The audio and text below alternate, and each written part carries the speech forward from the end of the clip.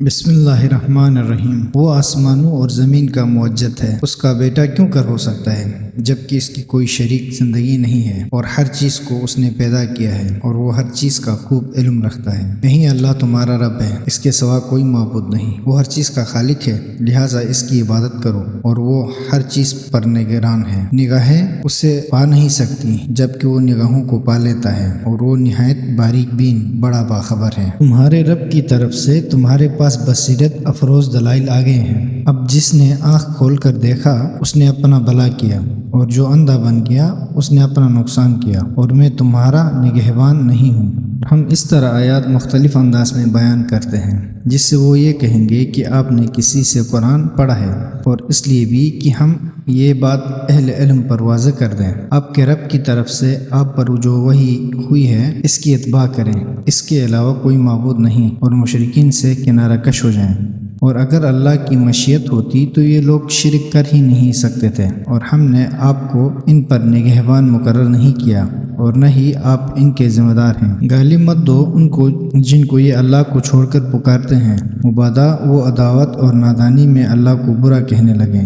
اس طرح ہم نے ہر قوم کے لیے ان کے اپنے کردار کو دیدہ زیب بنایا ہے، پھر انہیں اپنے رب کی طرف لوٹ کر جانا ہے، بس وہ انہیں بتا دے گا کہ وہ کیا کرتے رہے ہیں۔ اور یہ لوگ اللہ کی پکی قسمیں کھا کر کہتے ہیں کہ اگر ان کے پاس کوئی معجزہ آئے تو یہ اس پر ضرور ایمان لے آئیں گے۔ کہہ دیجئے معجزے صرف اللہ کے پاس ہیں، لیکن مسلمانوں تمہیں کیا معلوم کہ معجزے آ بھی جائیں تب بھی یہ لوگ ایمان نہیں لائیں گے۔ ہم ان کے دل و نگاہ کو اس طرح پھیر دیں گے جیسا کہ یہ پہلی مرتبہ اس پر ایمان لائے تھے۔ ہم انہیں ان کی سرکشی میں سرگرداں چھوڑے رکھیں گے، اور اگر ہم ان پر فرشتے بھی نازل کر دیں اور مردے بھی ان سے باتیں کرنے لگے اور ہر چیز کو ہم ان کے سامنے جمع کر دیں تب بھی یہ ایمان نہیں لائیں گے، مگر اللہ چاہے تو اور بات ہے، لیکن ان میں سے اکثر لوگ جہالت میں ہیں۔ اور اسی طرح ہم نے ہر نبی کے لیے جن و انس کے شیطانوں کو دشمن قرار دیا ہے، جو ایک دوسروں کو فریب کے طور پر ملمہ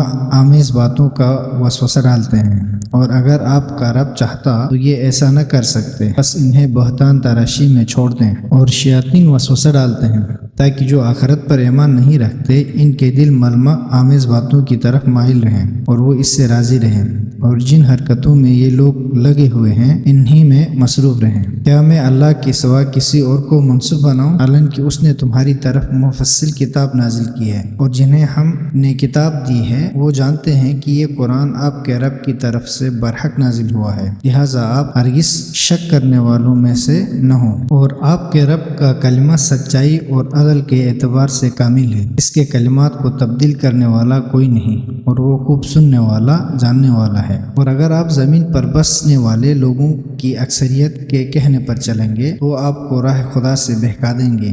یہ تو لوگ صرف ظن کی پیروی کرتے ہیں، اور یہ صرف قیاس آرائیاں ہی کیا کرتے ہیں۔ بے شک آپ کا رب خوب جانتا ہے کہ کون اس کے راستے سے بھٹک جائے گا، اور ہدایت پانے والوں سے بھی خوب آگاہ ہے۔ لہٰذا اگر تم اللہ کی نشانیوں پر ایمان رکھتے ہو تو وہ ذبیح کھاؤ جس پر اللہ کا نام لیا گیا ہو۔ اور کیا وجہ ہے کہ تم وہ ذبیح نہیں کھاتے جس پر اللہ کا نام لیا گیا ہو، حالانکہ اللہ نے جن چیزوں کو اضطراری حالت کے سوا تم پر حرام قرار دیا ہے ان کی تفصیل اس نے تمہیں بتا دی ہے، اور بے شک اکثر لوگ اپنی خواہشات کی بنا پر نادانی میں گمراہ کرتے ہیں۔ آپ کا رب حد سے تجاوز کرنے والوں کو یقیناً خوب جانتا ہے۔ اور تم ظاہری اور پوشیدہ گناہوں کو ترک کر دو۔